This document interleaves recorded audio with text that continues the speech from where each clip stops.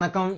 4 கோடுகள், வெறும் 4 கோடுகளால கற்காலத்துல குகைகள்ல வாழ்ந்த தமிழனையும், அதற்கு பிறகு சிந்து சமவெளியில வாழ்ந்த தமிழனையும், கீழடியில தமிழில எழுதிட்டு இருந்த தமிழனையும், பாண்டிய அரசர்களையும் ஒரே நேர்கோட்டுல இணைக்க முடியும் அப்படின்னு சொன்னா உங்களால நம்ப முடியுதா?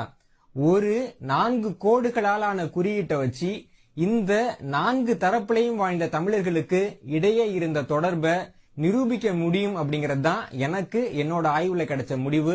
அந்த முடிவை தான் இந்த காணொலியில உங்க கூட பகிர்ந்துக்கலான் இருக்கேன். பொதுவா என்னோட ஆய்வுகளை பாத்தீங்க அப்படின்னா ஒண்ணு அது புத்தகமா வெளில வரும் அல்லது கட்டுரையா வெளில வரும். அதற்கு பிறகுதான் அந்த காணொலியா மாத்தி நான் யூடியூப்ல பதிவேற்றுவேன். ஆனா முதல் முறையாக வேற எங்கேயுமே கட்டுரையாக்கப்படாத, வேற எங்கேயுமே செய்தியாக்கப்படாத ஒரு மிக முக்கியமான விஷயத்த யூடியூப்ல இருக்கக்கூடிய நண்பர்களோட பகிர்ந்துக்கிறதுக்காக இங்க வந்திருக்கேன்.